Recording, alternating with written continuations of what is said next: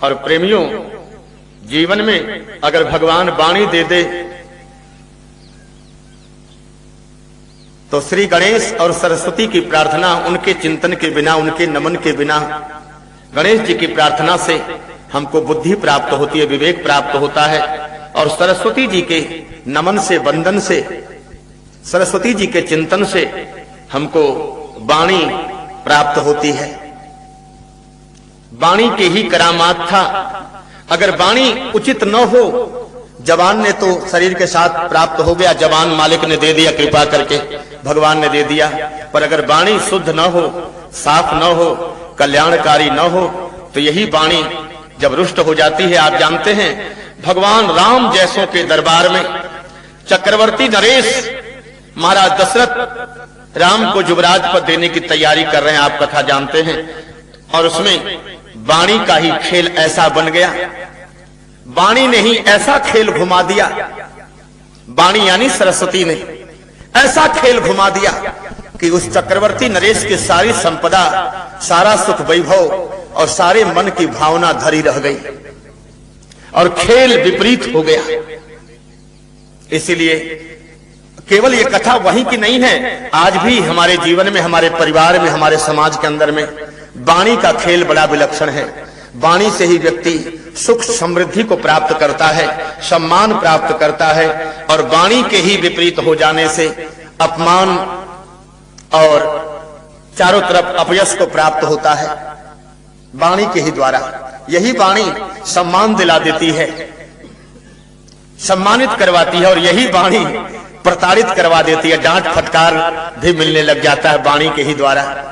इसलिए वाणी ऐसी बोलिए जो मन का आपा खोए, औरन को शीतल करे फिर आपहु शीतल होए। वाणी तो ऐसा उच्चारण करे जो औरों को भी शीतलता प्राप्त हो, और जब औरों को शीतलता प्राप्त होगा तो आप भी शीतल होंगे, सुशांत होंगे, सुखी होंगे। इसलिए सबसे पहले श्लोक में वाणी और गणेश जी की प्रार्थना किए।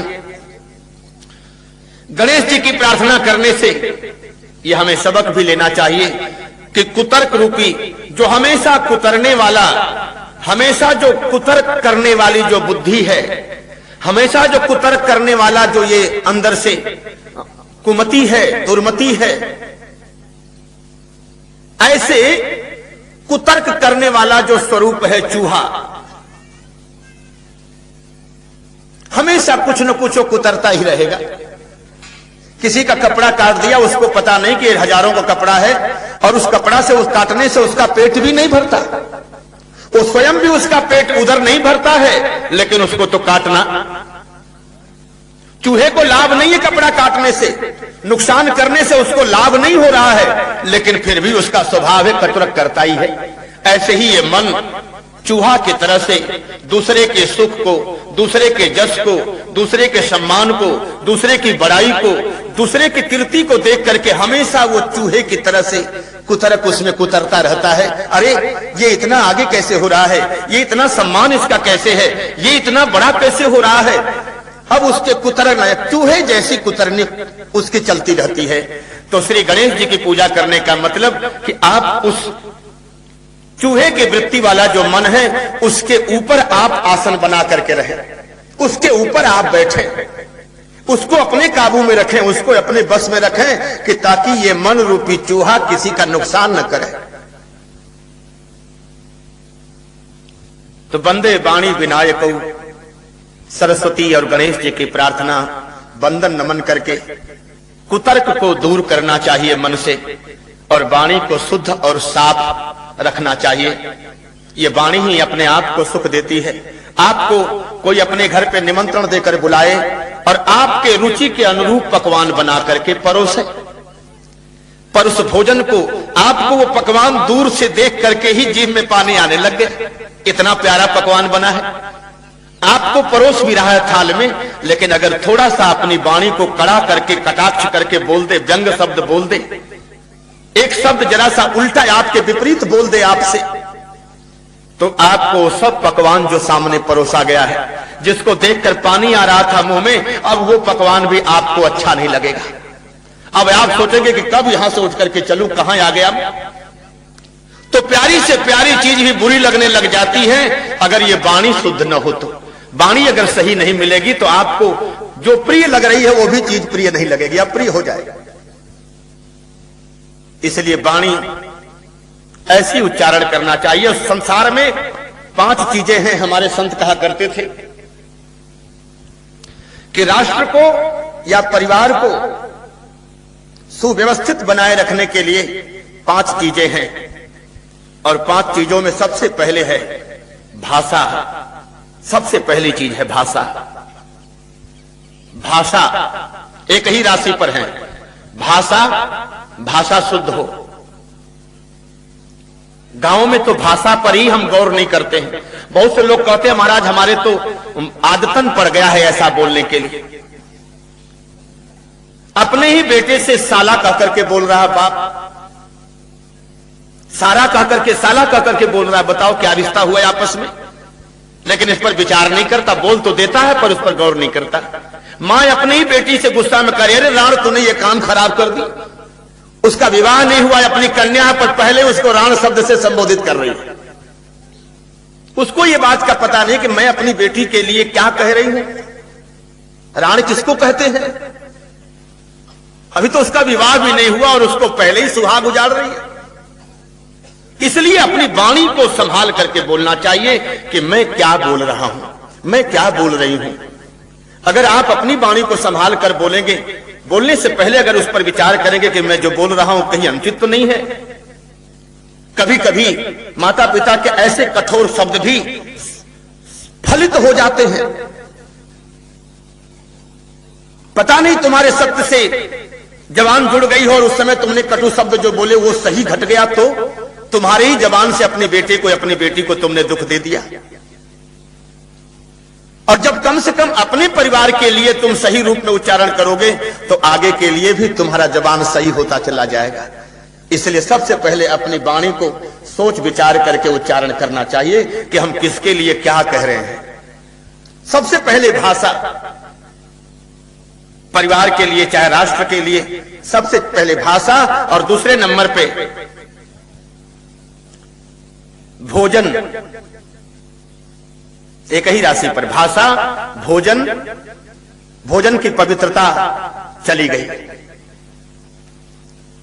भोजन हम जो भी बनाए, जो भी हो, अपने आराध्य को, अपने प्रभु को हाथ जोड़ करके नमन करके, हे प्रभु आपने जो कुछ दिया है वो आपको अर्पण है, तो दियम वस्तु गोविंदम तुभ्यमेव समर्पित। अगर इस भाव से इस भोजन को अगर हम प्रभु को अर्पित करके पाएंगे तो हमारे सामने का जो थाल में भोजन है वो प्रसाद हो जाएगा। और जब प्रसाद हो जाएगा तो आप जानते हैं प्रसाद के गुण क्या हैं। गीताकार भगवान योगेश्वर कृष्ण कहते हैं, हे अर्जुन प्रसादे सर्व दुखा नाम हानि रस्योपजायते। प्रसाद का यह गुण है कि हमारे शरीर में, हमारे मन में हानि पहुंचाने वाला जो गुण है उसको नष्ट करता है प्रसाद। यानी हानि पहुंचाने वाले तत्व को नष्ट करता है और लाभकारी तत्व को सृजन करता है, उत्पत्ति करता है प्रसाद। इसलिए प्रसाद, हम जो कुछ भी भोजन करें अपने आराध्य को जब हम अर्पण करके भोजन करेंगे तो वो प्रसाद हो जाएगा। और प्रसाद होगा तो निश्चित हमारे लिए सुखकारी, कल्याणकारी होगा। मीराबाई ने अपने स्वभाव बस ही, और जिसको स्वभाव बन जाएगा अपने इष्ट को अर्पण करने के लिए, उसके सामने अगर पानी भी अगर कोई गिलास में देगा पीने के लिए तो पानी को भी पहले अपने भगवान को नमन करके पिएगा,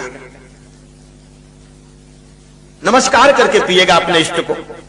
और हो सकता है उस भोजन में किसी प्रकार का दूषित वातावरण हो या कोई और चीज हो। मीराबाई ने अपने स्वभाव के बस उसके सामने जब दूध पहुंचा राणा का, तो उसका तो स्वभाव बन गया था कि जो कुछ हमारे खाने पीने के लिए वस्तु आए पहले अपने इष्ट को, अपने गोपाल जी को मैं भोग लगाऊं, फिर मैं इसको पाऊंगी। उस विष मिले हुए दूध को मीरा ने अपने गोपाल जी को भोग लगाई, क्योंकि आदत थी, उसकी स्वभाव बन गया था कि जो कुछ भी हमारे निमित्त आए पहले भगवान को अर्पण करें। अगर वही भोग मीरा नहीं लगाती और साधारण रूप में ही जैसे आया वैसे ही गटकाना शुरू कर देती तो शायद मीरा नहीं बच पाती, क्योंकि उसके अंदर में जहर मिला था। लेकिन सच्ची भावना से मीरा ने तो दूध समझ करके अपने गोपाल को भोग लगाई, और गोपाल जी को भोग लगाने से वो प्रसाद बन गया, जहर भी प्रसाद हो गया। जहर तो उसी में था, लेकिन जहर भी प्रसाद बन गया। उस जहर के अक्ष को तो गोपाल जी ने पी लिया। मीरा जब गोपाल जी के सामने जब पर्दा हटा करके जब देखती है तो गोपाल जी के मूर्ति में गोपाल जी के मुख से झाग आ रहा है। जब पता लगा कि अरे मेरे गोपाल जी को झाग क्यों आ रहा है, मूर्ति नीली सी कैसे पड़ रही है, क्या बात है। और वो प्रसाद को मीरा पाई। पीछे पता लगा दासियों से कुछ दिन के बाद में कि गोपाल जी के मुख से जो झाग आ रहा था, उनकी मूर्ति जो श्यामल पड़ गई थी, मीरा जी राणा ने तो उसमें विष मिला करके दिया था उस रोज। तब पता लगा। मेरे प्रेमियों, इसलिए सबसे पहले भाषा, दूसरे नंबर पे भोजन और तीसरे नंबर पे भेषज। भेषज माने दवाई। हमारी दवाई भी शुद्ध होनी चाहिए, औषधि भी, जो जीवकोपार्जन जो जीवन हित के लिए, अपने जीवन के, अपने शरीर के सुख के लिए, जीवन के निरोगता के लिए जो हम दवा लेते हैं वो भी शुद्ध हो। कितने लोग कहते हैं कि महाराज डॉक्टर ने कहा कि थोड़ा सा दारू पी लिया करो तुम्हारा ये बीमारी दूर हो जाए। दवाई तो और भी बहुत है। किसी ने कहा कि तुमको ये गुर्दे की बीमारी है तो अंडा खाया करो। स्वाद खुद का है, खुद की पुष्टि तुष्टि के लिए खा रहे हैं पी रहे हैं, पर डॉक्टर का सहारा लेकर के। दवाइयां तो और भी अनेकों हैं, कीमती से कीमती हैं, लेकिन नहीं, अपना भेषज यानी दवाई शुद्ध होनी चाहिए। और जीवन या मरण तो प्रभु के हाथ में है। मृत्यु आएगी तो न तो दवाई रोकेगी, न तो फिर कोई डॉक्टर या वैद्य रोकेगा, न कोई हॉस्पिटल रोक सकता मृत्यु। जीवन मरण जब प्रभु के हाथ में है, अपने तो केवल निमित्त ही तो हैं। तो निमित्त ही है जब, तो अपनी तरफ से तो सही रूप में, शुद्ध रूप में हम अपने आप को निर्णय लें। तो सबसे पहले भाषा, दूसरे भोजन, तीसरे भेषज और चौथे भाई। अब तो भाइयों में भी परिवर्तन आ गया। स्वार्थ के वशीभूत, चाहे लाख दूर का हो, वो भी, उसको भी हम भाई कहने में नहीं चूकते। और जिससे अपना कोई स्वार्थ नहीं है, स्वार्थ पूर्ति नहीं हो रही है, भैया जय जय श्री राम। देखो भैया प्रसाद रखें।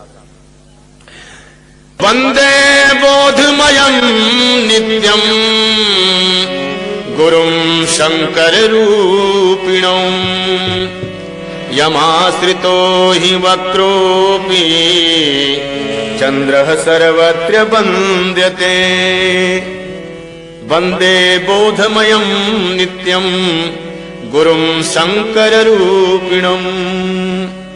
मैं गुरुदेव भगवान को प्रार्थना करता हूं, बोधमयम नित्यम गुरुम, जो ज्ञानमय हैं, ज्ञान स्वरूप हैं, जो नित्य हैं। प्रेमियों, बड़े गौर से समझने की बात है कि सदगुरु, जिस गुरु की हम वंदना करते हैं, जिस गुरु की हम पूजा करते हैं, वो नित्य है, अनित्य नहीं है। कितने लोग हमसे भी आकर पूछते हैं, महाराज हमारे गुरुजी 2 साल 4 साल पहले खत्म हो गए, मैं और गुरु बना लूं कि वही ठीक है। प्रेमियों, गुरुदेव भगवान तो शरीर ही तो बदलते हैं। बैठो, शरीर ही तो बदला है, लेकिन हम अपने मन में ये धारणा नहीं रखें कि गुरुजी मर गए। गुरु कभी खत्म नहीं होता, वो तो अजर अमर है, नित्य स्वरूप है, बोध स्वरूप है, ज्ञान स्वरूप है, अव्यक्त स्वरूप है। गोस्वामी जी कहते हैं, मैं वंदना करता हूं वंदे बोधमयम, जो बोधमय हैं, ज्ञानमय हैं, नित्य हैं, उस सदगुरु की मैं वंदना करता हूं। शंकर रूपिणम, जो कल्याण स्वरूप हैं, शिव के रूप हैं, भगवान शंकर के रूप हैं, जिनके शरण पर, जैसे भगवान शिव के शरण में आने पर सारे देवताओं से दोषी अपमानित चंद्रमा जब भगवान शिव के शरण में आ गया तो भोलेनाथ ने उस कलंक युक्त चंद्रमा को भी शरण दिया और ऐसा स्थान दिया कि उसके ऊपर रीझ करके, और जब उसने प्रार्थना की, क्योंकि कलंक लगा हुआ था, इंद्र ने अहिल्या के साथ छल किया, तब भी इंद्र का साथ दिया चंद्रमा ने। दूसरे गुरुकुल में पढ़ने के लिए गया, गुरु बृहस्पति जी के यहां गया तो शिक्षा प्राप्त करने के लिए, और गुरु माता तारा को लेकर के चंद्रमा फरार हो गया। गुरुकुल से ही विद्या पढ़ने के लिए गया और वहां से गुरु माता की निगाह मिली और दोनों ही हो गए फरार। समाज की तरफ से दोषी हुए, देवताओं की पंचायत में बुलाया गया। इनके द्वारा बुद्ध नाम का पुत्र उत्पन्न हुआ। पुत्र तो चंद्रमा को ही दे दिया गया और पत्नी वापस कर दी गई बृहस्पति जी को, लेकिन एक तरह से कलंक लगा, दोष लगा, सारे समाज के अंदर अपमानित हुआ। ऐसे दोषी से लोग धीरे धीरे संबंध दूर करने लग गए। चंद्रमा निराश होकर के ग्लानि हुई उसको कि मैंने गलती किया है। प्रेमियों, गलती जीवन में हो भी जाए तो उस गलती को निवारण के लिए एक ही दवा है मात्र, कि गलती को स्वीकार कर ले आदमी। गलती को स्वीकार किए बिना तो गलती का बीज कभी खत्म हो ही नहीं सकता। गलती अगर जाने अनजाने में हो भी जाए तो अपनी गलती को स्वीकार कर लेना चाहिए कि मुझसे गलती हुई है और भविष्य में आगे मैं ऐसा कोई गलती नहीं करूंगा। हे प्रभु, आप मुझे क्षमा करें। तो भगवान ऐसे लोगों को भी क्षमा कर देते हैं। यदि वो मन में संकल्प ले ले कि मैं आगे ऐसी गलती नहीं करूंगा, हे प्रभु अब की बेर उबारो, अब की बार मुझे क्षमा कर दो। चंद्रमा भगवान शिव के शरण में आया कि प्रभु, ऋषि मुनियों के द्वारा, देवताओं के द्वारा सारे सभ्य समाज से मैं दूर हो गया, बहिष्कृत हो गया, मुंह दिखाने लायक नहीं रहा। आपकी शरण में आया हूं नाथ। भगवान शिव उनके प्रायश्चित भाव को समझ गए और उनको अभय दान दिए कि घबराओ नहीं, जिसमें कोई भूल नहीं, जिसमें कोई भूल नहीं भगवान उसी को कहते हैं। कहा है ना, जिसमें कोई भूल नहीं भगवान उसी को कहते हैं, और भूल मिटाना जो चाहे इंसान उसी को कहते हैं। भूल मिटाना जो चाहे इंसान उसी को कहते हैं। जिसमें कोई भूल नहीं, जिसमें कोई भगवान उसी को कहते हैं। भूल मिटाना जो चाहे इंसान उसी को कहते हैं। भूल मिटाना जो चाहे इंसान उसी को कहते हैं। जिसमें कोई भूल नहीं है वो तो भगवान है, उसके अंदर कोई गलती नहीं, कोई कमी नहीं है, हर तरह से पूर्ण है, श्रेष्ठ है। लेकिन उसको छोड़ करके संसार में जो भी आया है कोई न कोई तो दोष है ही। संसार रूपी जेल में आने का मकसद यही है कि कहीं न कहीं कोई न कोई गलती बनी है, तभी तो व्यक्ति जेल में जाता है। हर आदमी मर्डर वाला ही नहीं जाता, जेब काटने वाला भी जाता है, लड़ने झगड़ने वाला भी जाता है, बेईमानी वाला भी जाता है, चोरी डकैती करने वाला, कोई न कोई कुछ न कुछ दोष लगा होगा जब ही जेल के अंदर पहुंचा।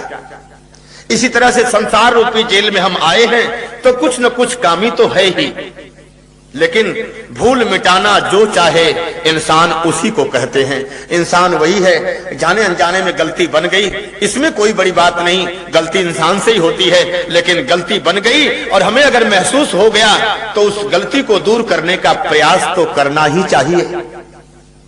कोशिश तो करनी ही चाहिए। इससे बढ़कर के पाप निवारण का कोई दूसरा उपाय नहीं है। एक झूठ को छुपाने के लिए अगर 100 झूठ हम बोल रहे हैं पर्दा डालने के लिए, जब एक झूठ को छुपाने के लिए 100 झूठ बोलना पड़ रहा है तो फिर तो 101 झूठ हो गया। 100 तो तुमने छुपाने के लिए बोले और एक पहले से ही है, 101 हो गया। अब कितनों को छुपाओगे? और जितना छुपाओगे उतना झूठ बढ़ता ही जाएगा, कम होने वाला नहीं। इसलिए सबसे सरल उपाय है कि अगर अपनी गलती का महसूस हो जाए तो अपनी गलती को स्वीकार कर लेना चाहिए। इससे बढ़कर के दूसरा कोई प्रायश्चित नहीं है।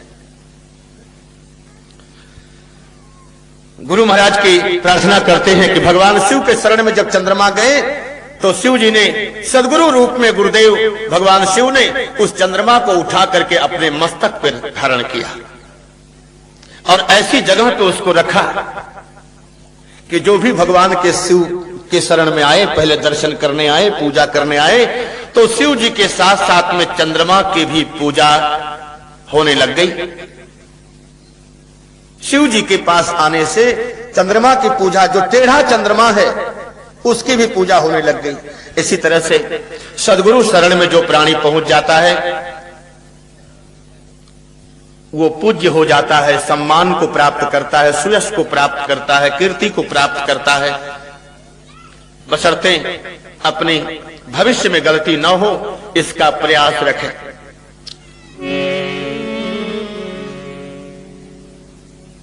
सदगुरु भगवान ही वैष्णव शैव हमारे मन के अंदर जो वेदना, उद्वेलित भावना होती है उन सबको शांत करने वाले सदगुरुदेव भगवान हैं। सदगुरु की महिमा संसार में महान है। यहां तक भगवान श्री कृष्ण को भी विद्वानों ने यही रूप में स्वीकार किया।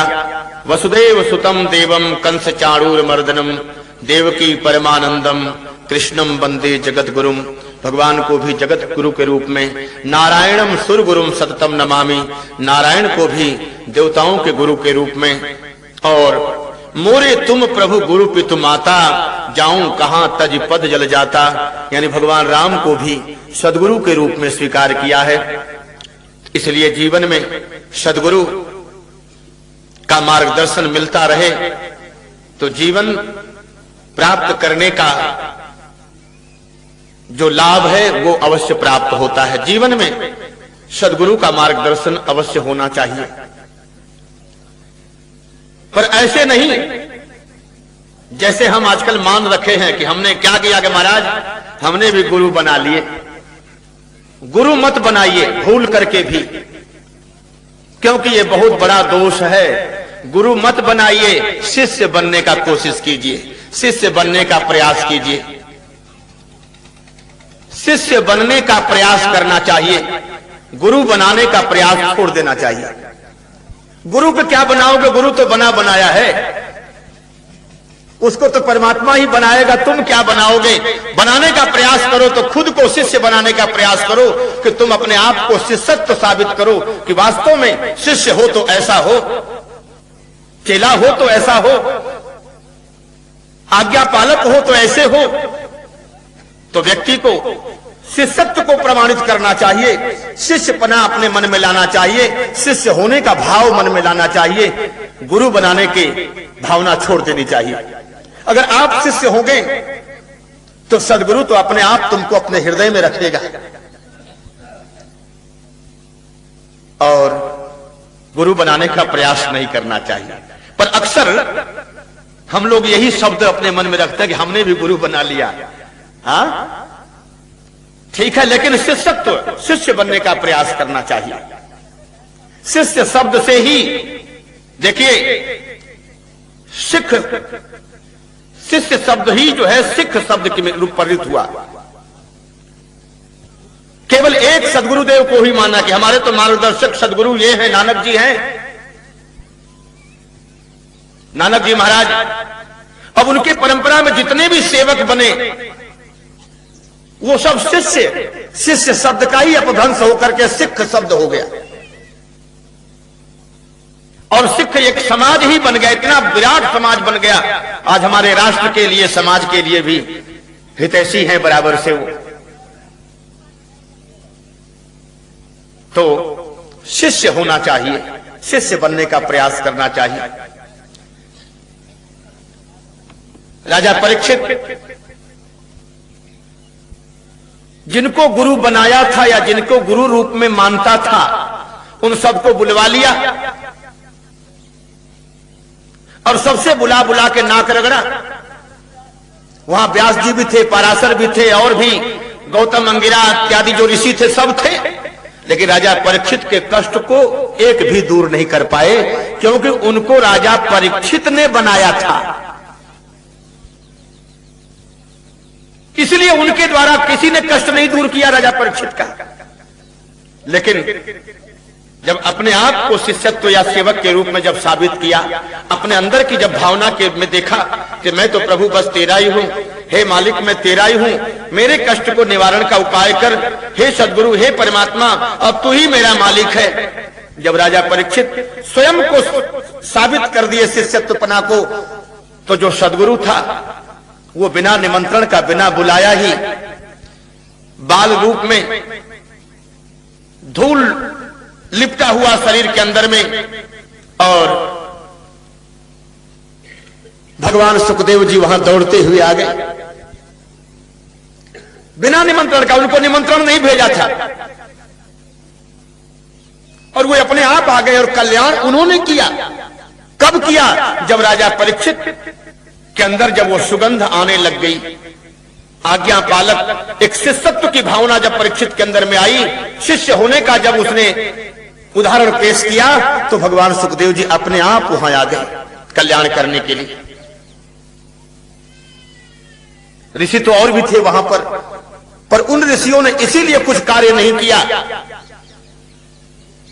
क्योंकि ये हमको गुरु बनाया है, अभी शिष्य नहीं बना, खुद शिष्य नहीं बना, हमको गुरु बनाया है।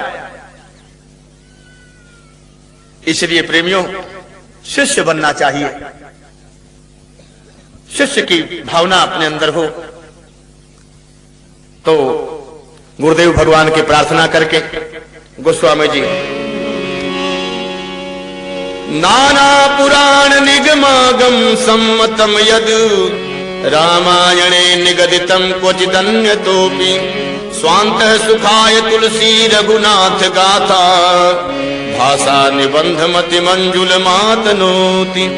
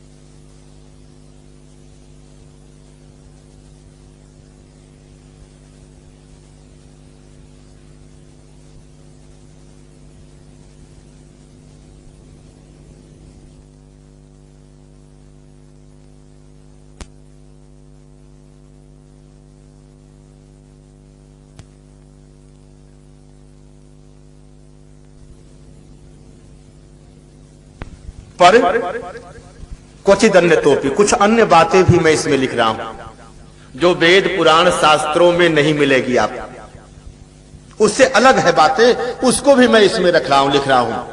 बोले ऐसा क्यों? जो वेद पुराण शास्त्रों में प्रमाण नहीं है, उन बातों को तुम इसमें, उस चर्चा को क्यों लिख रहे हैं आप? बोले स्वांतः सुखाय, मेरे अंतःकरण को सुख मिला, मेरे अंतःकरण में सुख प्राप्त हुआ, इसलिए मैं इनको वर्णन कर रहा हूं। जो वेद पुराणों में वर्णन नहीं है। भाषा निबंध मति मंजुल मातनोती, अपने अंतःकरण के सुख के लिए अत्यंत मनोहर भाषा रचना के अंदर मैं ये भगवान का वर्णन कर रहा हूं, भगवान की कथा का विस्तार कर रहा हूं। प्रेमियों, इसके बाद सबकी वंदना करते हैं। कथा शुरू होती है समर्पण घाट से। बाबा तुलसीदास जी महाराज अपने मन को श्रोता बनाए हैं और कथा कह रहे हैं खुद। तुलसीदास जी महाराज, शंकर जी के श्रोता तो पार्वती हैं, कागभूषुंडी जी के श्रोता तो गरुण जी हैं, याज्ञवल्क जी के श्रोता भरद्वाज मुनि हैं, लेकिन बाबा तुलसीदास जी महाराज का श्रोता उन्होंने अपने मन को बनाया। कलयुग के अंदर में तुलसीदास जी महाराज को और कोई श्रोता मिला ही नहीं, और मिला भी तो गोस्वामी जी सोचा मैं किसको श्रोता बनाऊं, किसको चिताऊं, कौन सुनने को तैयार है, और यदि सुन भी लेगा तो वो गुनने को तैयार नहीं। यहां तो उपनिषद का सिद्धांत है कि पहले भगवान का गुणगान सुनो और सुन करके फिर धुनो, गुनो, और गुनने के बाद में तब धुनो। सुनो, गुनो, फिर धुनो। लेकिन अब हम लोगों के मानस में ये चीज, बीच का जो सेतु है वो हटा दिया हम लोगों ने, और हमने तो इधर सुना और उधर धुना। सुनते ही अपने मस्तिष्क से, अपने विवेक से उसको गुना नहीं कि इसमें जो बात सुना हूं उसमें कहां तक सत्य है, यथार्थ क्या है, कहीं ऐसा तो नहीं कि अपने मकसद को लेकर के बोलने वाला बोला हो, अपने स्वार्थ हित के लिए बोला हो, या हमको लड़ाने के लिए बोला हो, या हमारे मन में क्लेश पैदा करने के लिए बोला हो। पहले आप सुन करके गुनो तो सही, विचार तो करो। पर हम विचार नहीं करते हैं, इधर तो सुने और उधर लड़ने को तैयार हैं, यानी धुनने को तैयार है। सुने और धुने, बीच में गुनना हमारा जो है, जो मूल सिद्धांत होना चाहिए, वो हम उसको हटा देते हैं, उसकी उपेक्षा कर देते हैं। और जबकि नियम यही है कि पहले सुनो फिर गुनो, जब जाकर के धुनो आगे।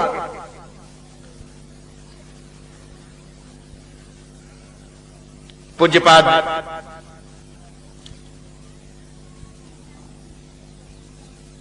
कहते हैं कि